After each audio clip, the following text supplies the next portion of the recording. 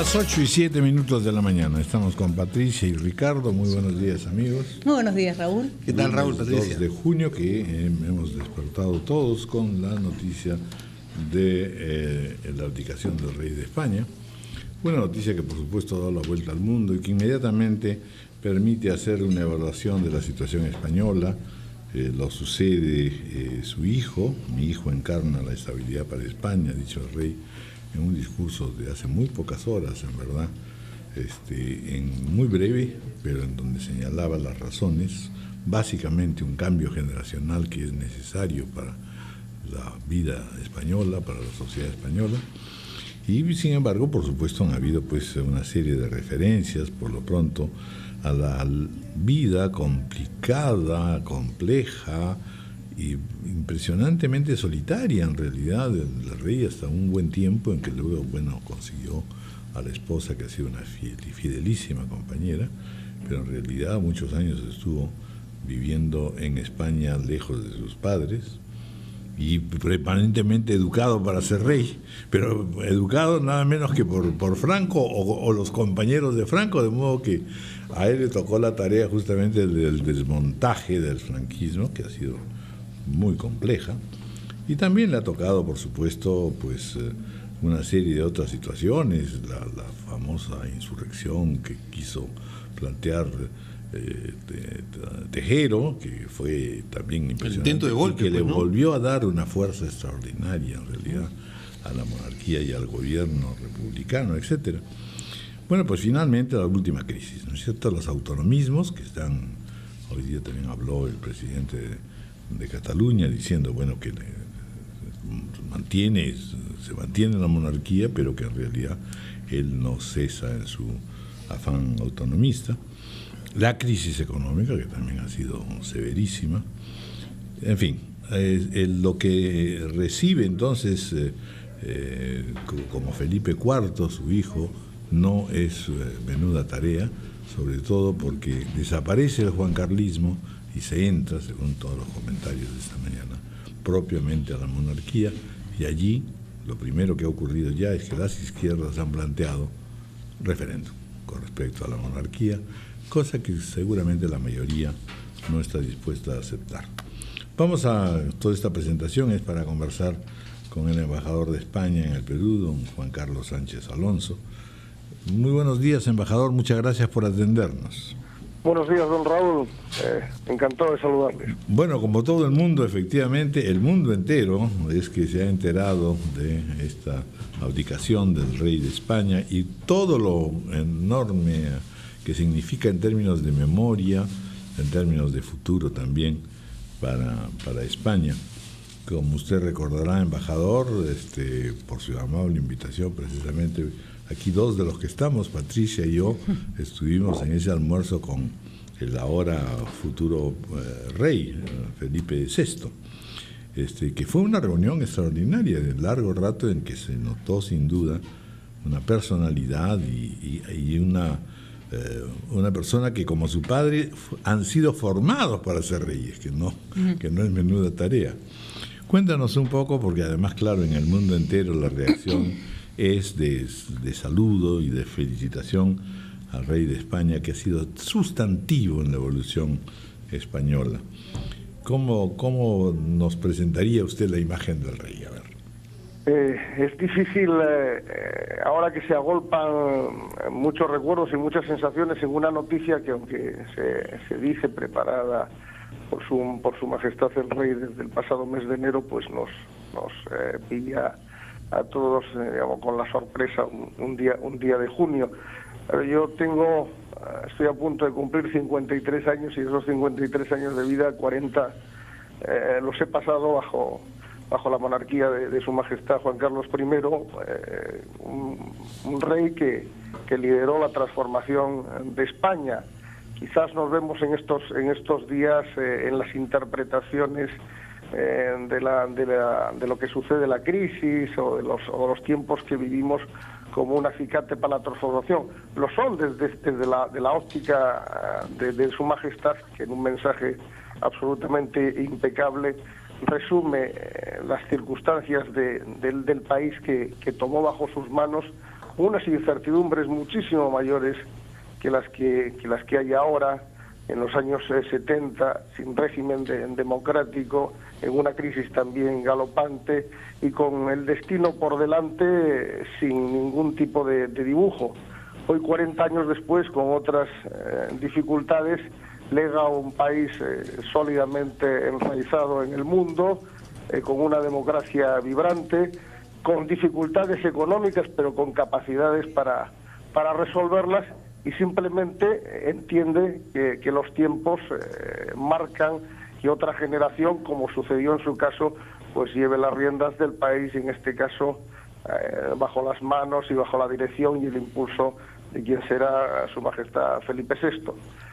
Yo creo que en una nueva prueba de entendimiento de España y de generosidad, pues Su Majestad Juan Carlos I decide dar este paso al costado, que yo creo que desde otra responsabilidad pues seguramente no le va a impedir seguir aportando lo mucho que ha aportado España en estos años.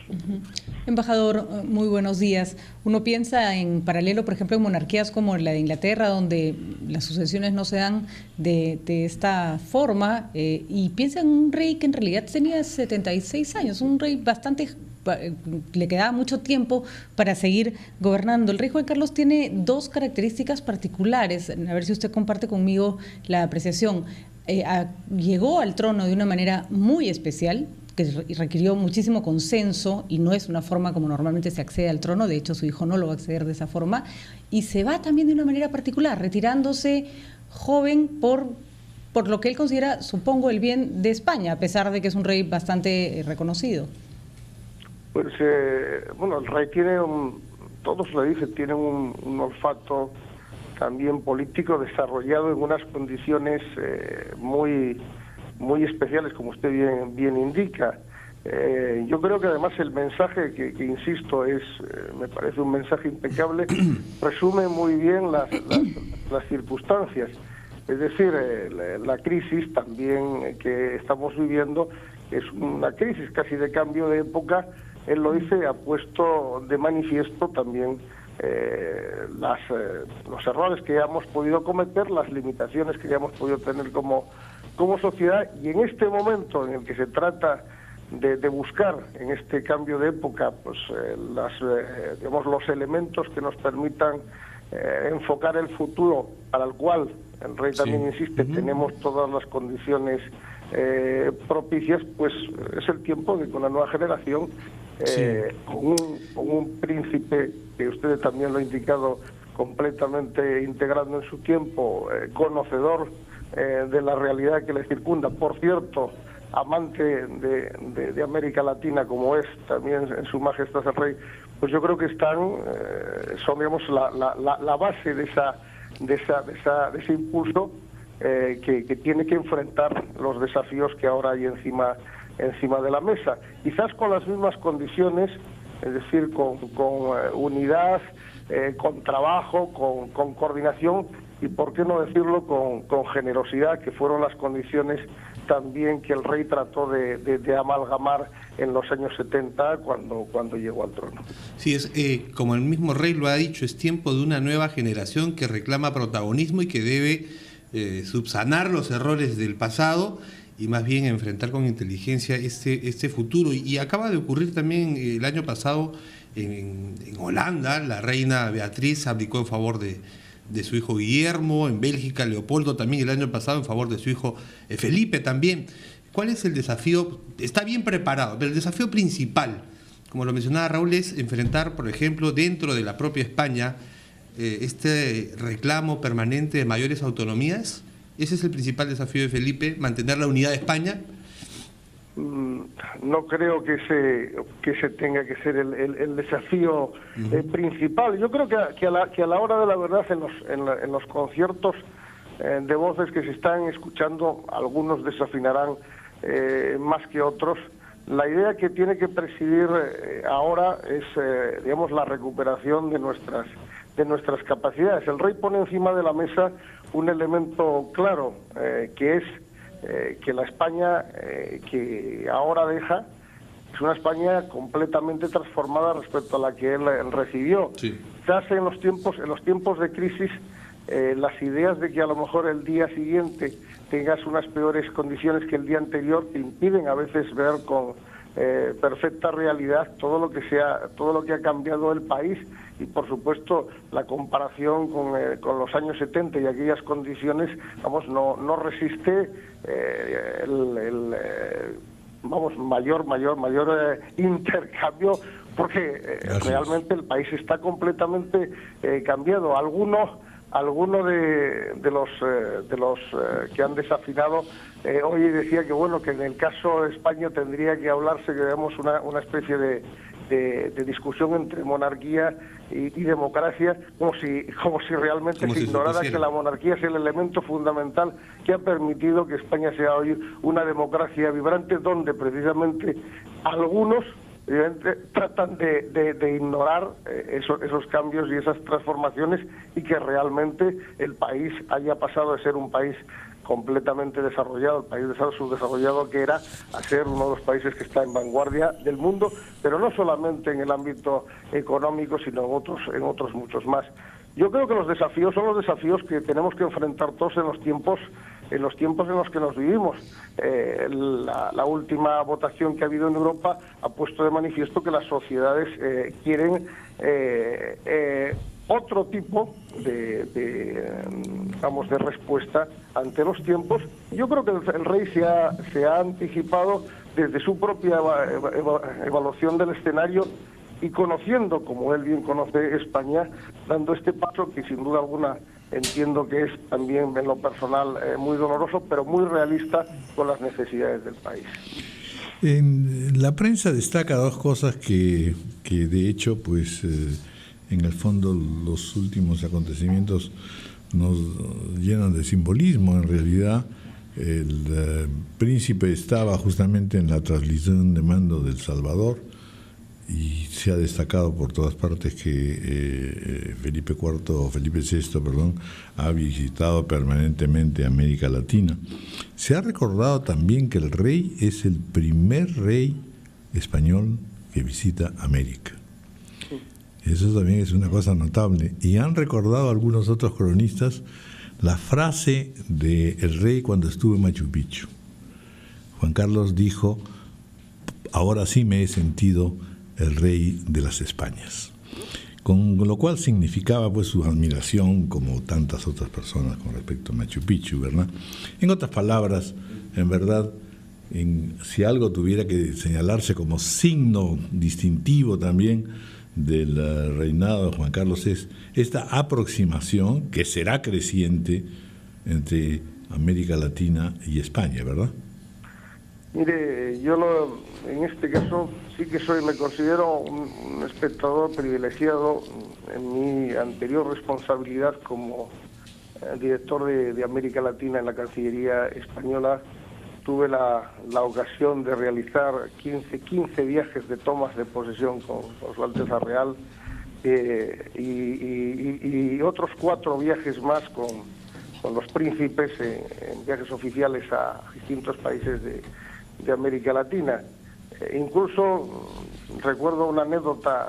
Yo acudía a despedirme, pedí una audiencia para despedirme, tenerla cuando abandoné el puesto, mi responsabilidad, y fui convocado por el príncipe, y en lo que esperaba fuera a ser una reunión protocolaria, en la cual yo iba a agradecerle la oportunidad de haber podido compartir tantas visitas a América Latina con él, pues me recibió en una larguísima audiencia en donde me exhibió un libro que acababa de editar una institución que lleva las relaciones internacionales con América Latina en España, el Instituto Elcano. Bueno, es una especie de think tank internacional. Había editado un libro, y ese libro, que todavía no se había publicado, sobre realidades de América Latina, todos con capítulos de diferentes autores, de países, cada país tenía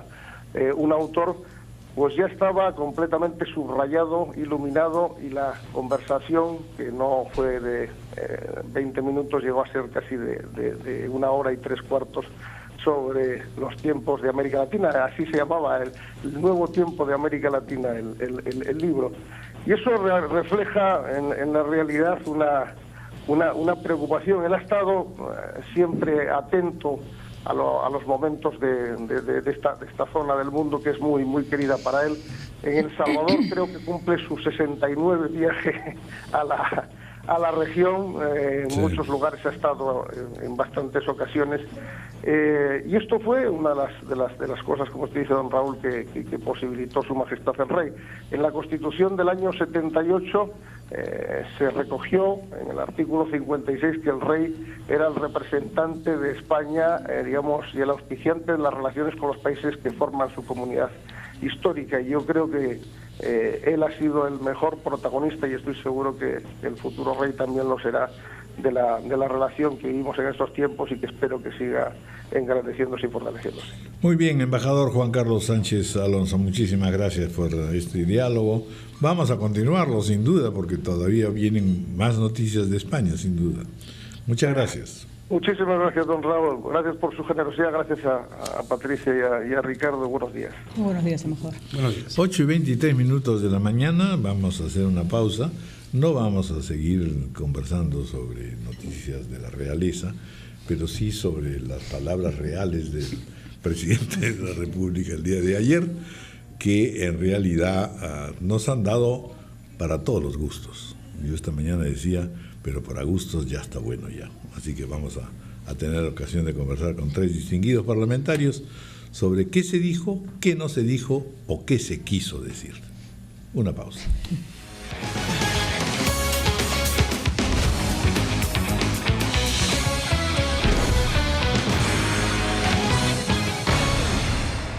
Tres congresistas, la congresista Ana María Solórzano, de la bancada de Gana Perú, el congresista Renzo Reyardo, expresidente de la Comisión de Seguridad Ciudadana del Congreso, y el congresista Juan Carlos Seguren, presidente de la Comisión de Justicia, para comentar un poco algunos de los puntos de vista planteados en la entrevista del día de ayer por el presidente Humala, una entrevista sin duda importante, larga y sobre todo pues multitemática. Se han hablado de muchas cosas. Buenos días y muchas gracias por estar con nosotros. Buenos días, don Raúl. Muchas gracias. Ana María, bienvenida. Gracias. Cuéntenos un poco, ¿qué considera usted que es lo resaltante de las declaraciones del presidente? Que bueno, han cubierto temas económicos, temas de seguridad nacional, temas, en fin, de una esperanza en que a partir de este tercer año de gobierno puedan surgir, en fin, concretarse varios objetivos. Bueno, primeramente gracias por la invitación. Ha sido una interesante entrevista. Varias cosas que hay que resaltar definitivamente, pero creo que la que podría resaltar más es el tema del presupuesto, ¿no? Estamos ya a puertas de discutir en el Congreso de la República un presupuesto donde se va definitivamente a ver un incremento en lo que son programas sociales, un incremento también en lo que es seguridad ciudadana, que es un tema que desde que inició este gobierno se ha venido tocando en los diferentes medios, ha habido comisiones, hay una comisión incluso en el Congreso, el CONACEF, el CONAPOC, que se creó en la Comisión de Justicia y lo aprobamos nosotros a inicios del año pasado. Y todo esto involucra pues las estrategias tanto del Ejecutivo, que envía al Congreso de la República y que estas sean aprobadas para poder inyectarles también el presupuesto que lo vamos a aprobar dentro de poco en el Congreso. Creo que esos han sido los principales ejes. Ha defendido también el presidente en el tema de la corrupción. El día de hoy vemos ya bastantes regiones. La primera ha sido, por supuesto, y la que hemos visto todos, a Ancash, y otras regiones también que se vienen para fiscalizar. Creo que el papel de la Contraloría, el papel del Ministerio Público y el propio Ejecutivo, y además destacar también esta iniciativa que la está enviando desde el Ejecutivo al Congreso de la República para acelerar todos los proyectos de inversión y el incremento que tenemos pues para tener mejores obras que prácticamente la población las identifique y las puedan ver la magnitud de ellas, ¿no? Que va a generar, por supuesto, trabajo. Otro tema interesante también es la priorización, el tema de educación y salud. 2 puntos importantes, el cual también se va a ver un incremento notable en el presupuesto que nos toca aprobar pues en el Congreso, ¿no? El congresista Juan Carlos Seguren, ¿cuáles serían los puntos críticos que vería usted en esta Mira, más allá de conferencia? cada uno de los sectores que se ha tocado, desde seguridad, pasando rápidamente por educación y salud, temas transversales, yo te diría, un presidente sin ilusión, un presidente que ha perdido la capacidad de soñar, un presidente que... ¿Soñó alguna vez? Yo creo que sí, yo creo que vino con algún sueño, con un entusiasmo, y la realidad lo ha golpeado muy duro y se le ve pues sin fuerza, sin energía, sin vitalidad, sin liderazgo, donde comienza y termina una entrevista que seguramente muchos en el medio se habrán quedado dormidos o habrán cambiado de canal porque no transmitía entusiasmo, ni confianza, ni seguridad.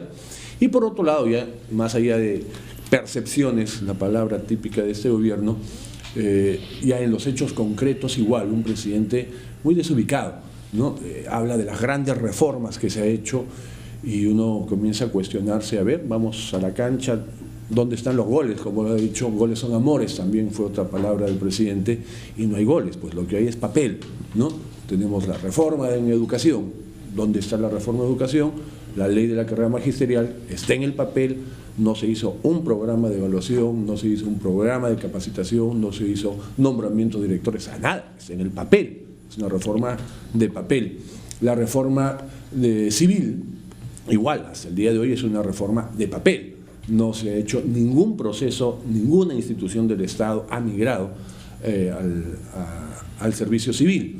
La reforma de las AFPs, ya, ¿para qué comentar? Sabemos lo fracasada que ha sido y que viene siendo, y que más bien hoy tenemos que comenzar a discutir recién en serio una verdadera reforma del sistema previsional, y no solo de AFPs, sino de más de la mitad de peruanos que no tienen ningún sistema previsional, y la ONP que no garantiza jubilación al 60% porque no van a llegar a 20 años de aportación.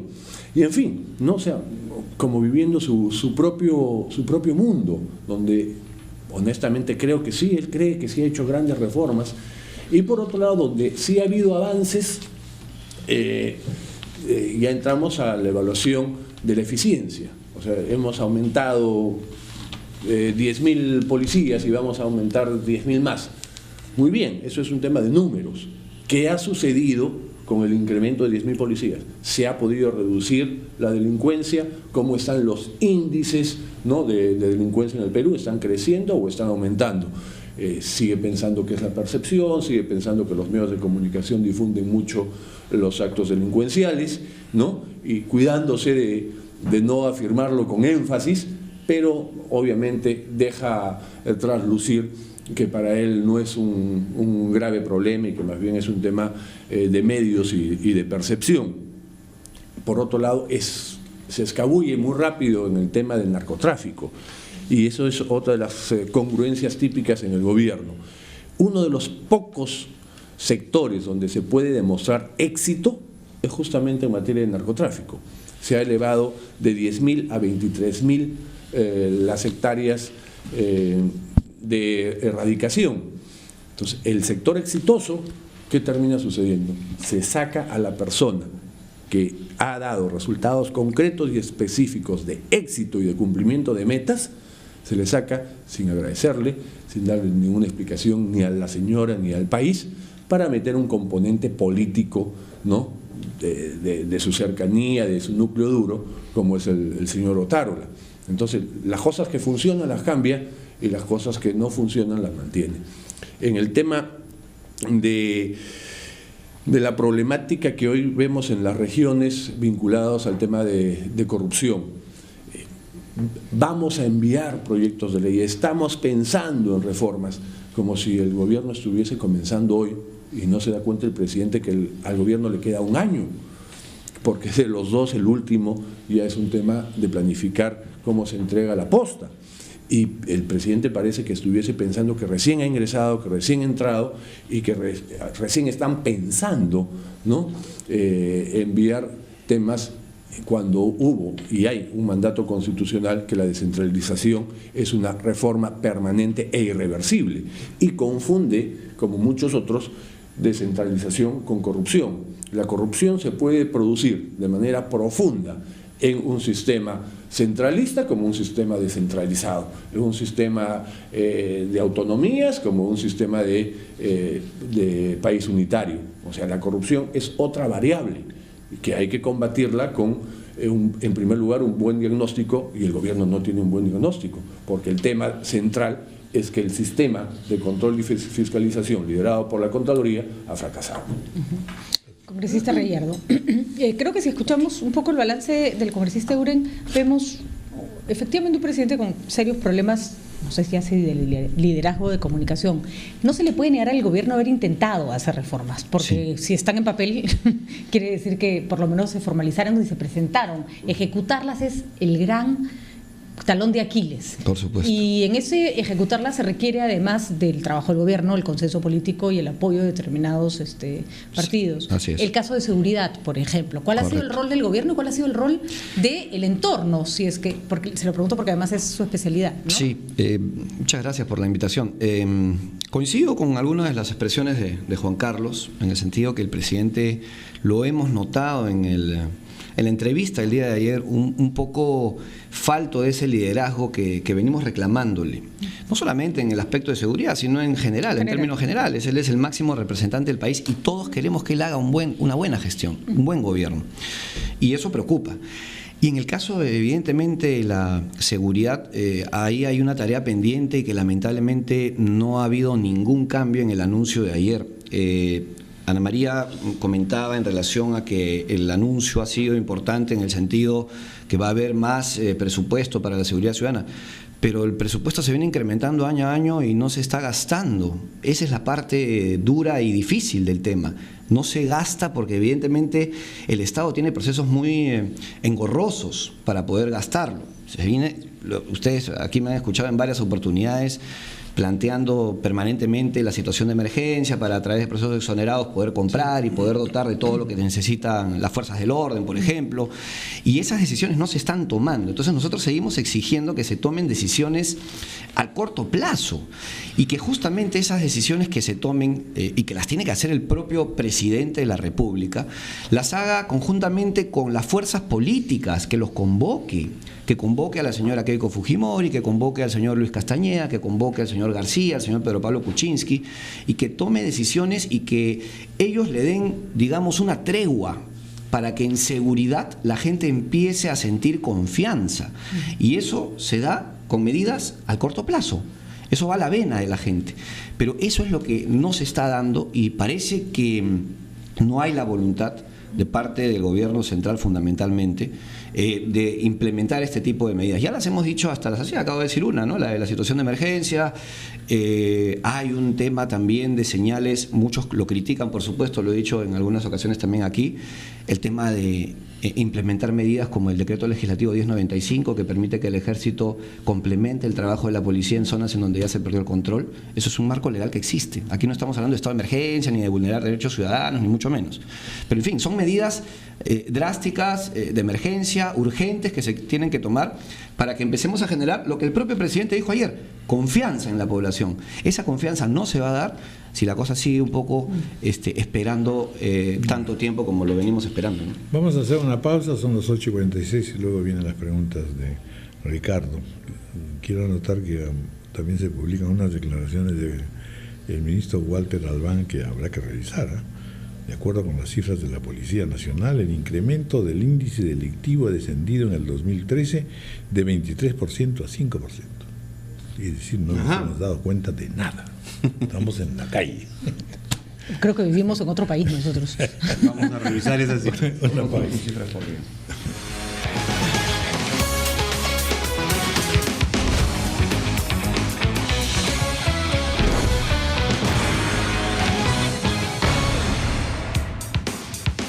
es tarea del oficialismo, del Partido Nacionalista, defender la exposición del presidente, la de ayer por supuesto también, y de la oposición encontrar más bien los puntos flacos. Pero lo que queda en evidencia, congresista Solórzano, es que el presidente ha perdido una oportunidad. Pensábamos que si buscaba una entrevista y salir nuevamente a los medios era para dar un mensaje claro sobre un tema específico, anunciar algo, sino para qué, ¿no es cierto?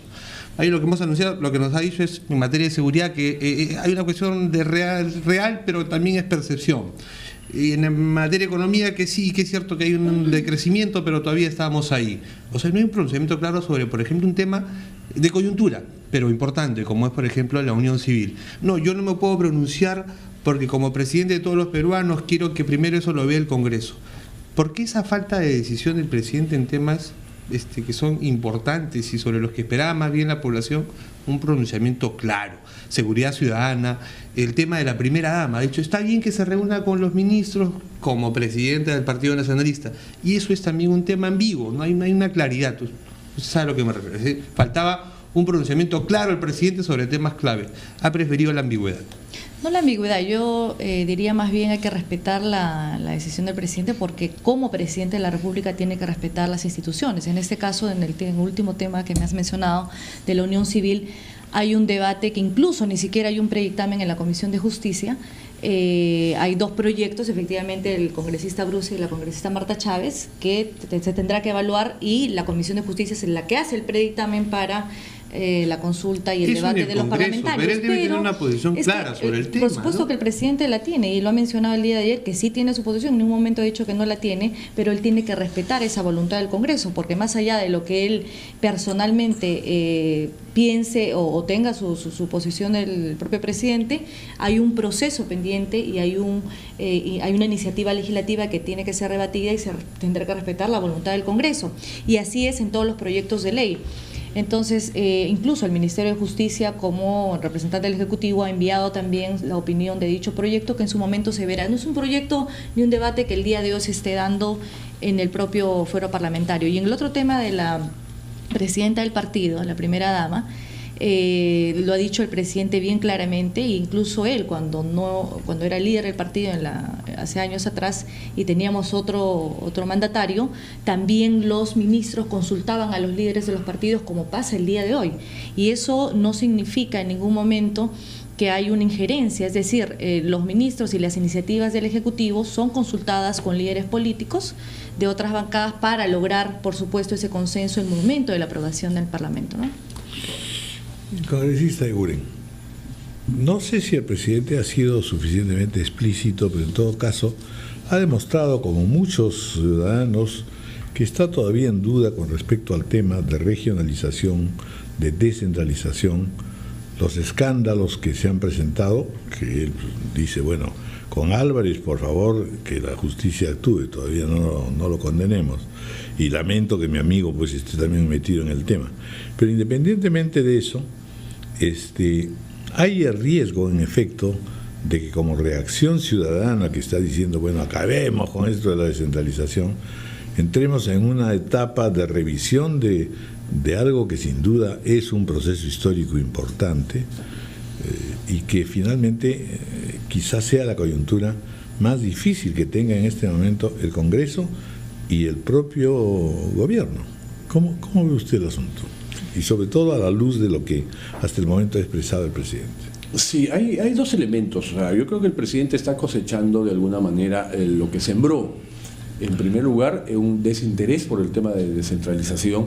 Han pasado 3 años y no hay una sola norma, un solo proyecto, una sola idea, un solo impulso a la descentralización, ni para avanzar ni para mejorarla. O sea, sencillamente no estuvo en la agenda, y sigue hablando. Ya son 2 mensajes presidenciales de 28 de julio, seguramente tendremos el tercero, de que va a remitir un proyecto para ver el tema del canon y cómo se redistribuye, pero en realidad no hay una sola, pero una sola. Entonces, cuando los procesos se desactivan, ¿no? O pierden impulso, pierden liderazgo, comienzan a distorsionarse y a deformarse, y más aún si tienes un tema de falta de control, porque otro de los graves errores que pasarán a la historia de este gobierno es que no creció en forma paralela el presupuesto nacional y los recursos de gasto e inversión con los recursos para fiscalización y control orientados a la Contraloría General de la República y al Ministerio Público. Y de otro lado, esto se refleja en una caída muy fuerte de la inversión, de todos los rankings, de todos los ratios, y tenemos un PBI hoy que hace 6 meses, y está en el presupuesto de la República, tenía que ser de 6%, ya tiene una caída de 15%, hemos cerrado con 4.8% en marzo, y eso es producto de lo que se ha hecho en estos 3 años.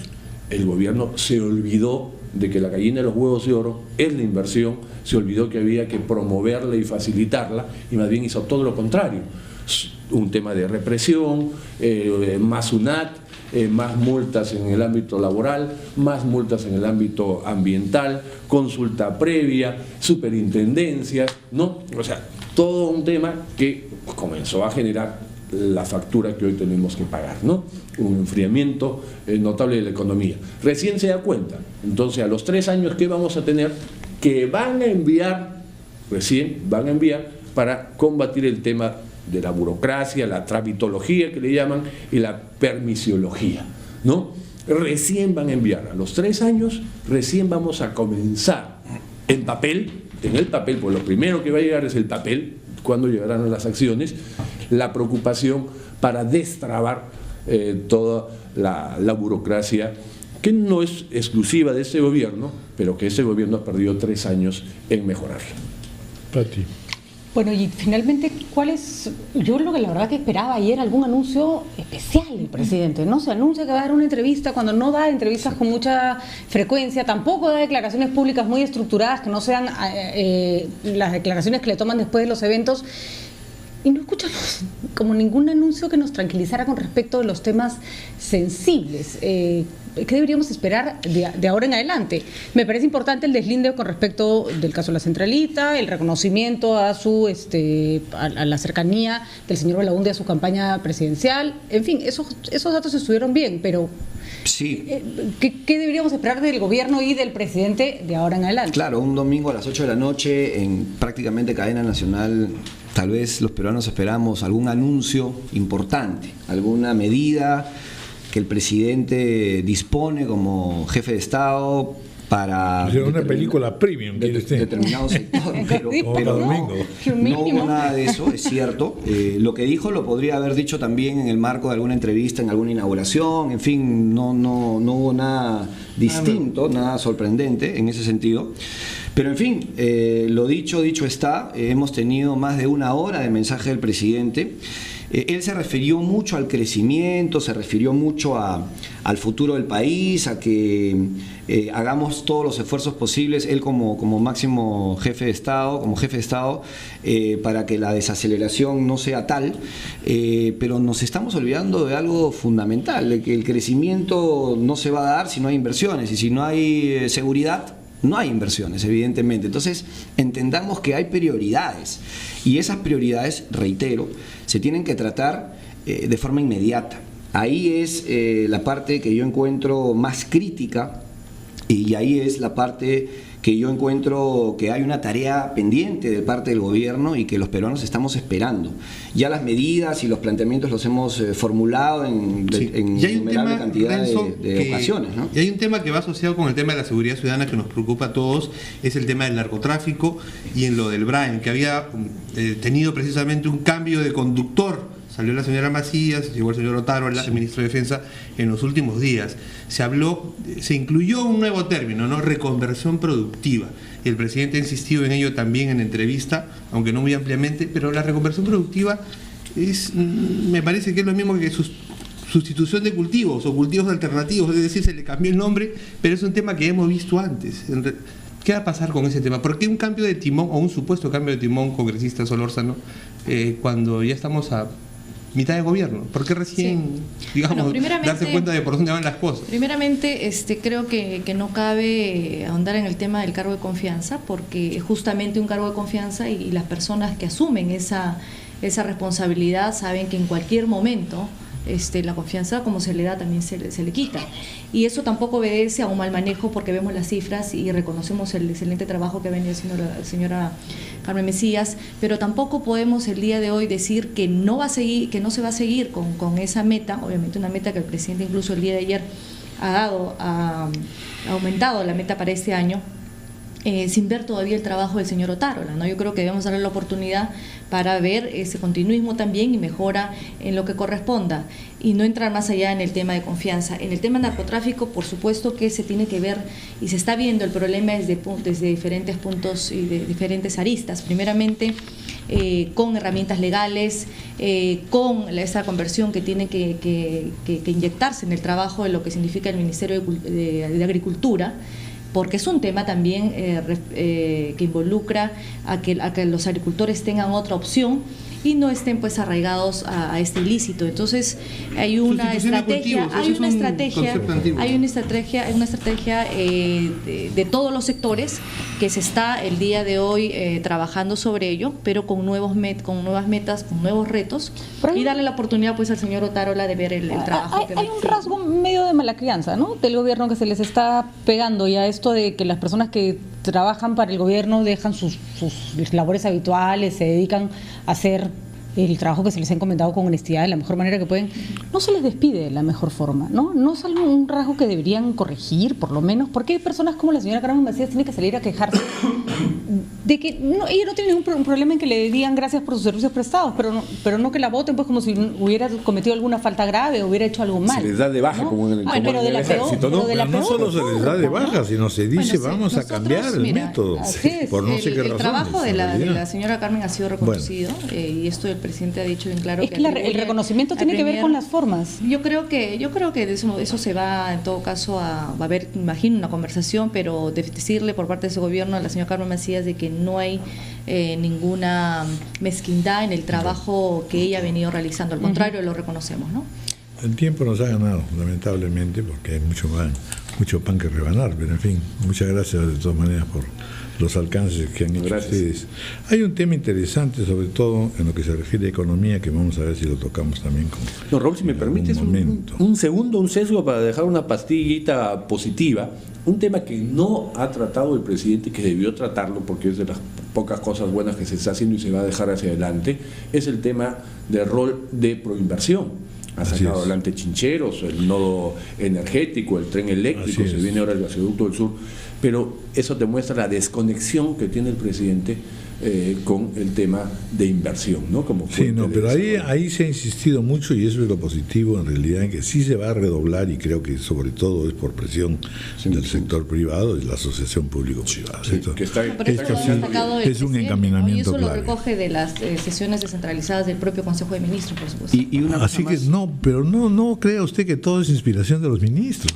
No, me refiero Estamos hablando de un país en el que todos debiéramos tener inspiración. Que hay un desconocimiento, como va a haber un desconocimiento cuando tienes un Consejo de Ministros descentralizado que recoge justamente, esas iniciativas de esas zonas, y obviamente tiene que haber un trámite que termina por inversión. Don Raúl, y una cosa más última, que el presidente de la República vuelva a liderar el CONASEC, el Consejo Nacional de Seguridad Ciudadana. Necesitamos al presidente ahí, en ese importante foro. Quizás debiéramos decir que el presidente debe liderar. Sin duda. Nada más. Sí, sin duda. Pero, digamos, él habla de un Consejo de Estado, por ejemplo, en el caso de Ancash. El liderazgo no cabe. Ancash es una parte del país, lo necesitamos en todo el país. Muy bien, muchas gracias. Antes de irnos a la pausa, simplemente hay demasiadas quejas en redes sociales, parece que se ha caído la señal de Claro, se cayó a nivel de Claro a nivel nacional, nadie puede hablar por teléfono. Sería interesante que la empresa dé alguna explicación, dado que tiene tantos usuarios y que es un servicio haga honor al nombre. Justo habló de eso ayer el presidente, ¿no? También, del tema de las antenas y la falta de infraestructura. Bueno, ahí ha anunciado que viene una nueva ley. Los clientes merecen una explicación, nuestras líneas están abiertas para la explicación que tenga que darle presa, ¿no? Muchas gracias. Muchas gracias. 9:03 de la mañana, y vamos a hacer la pausa ahora. Me han estado presionando fuertemente.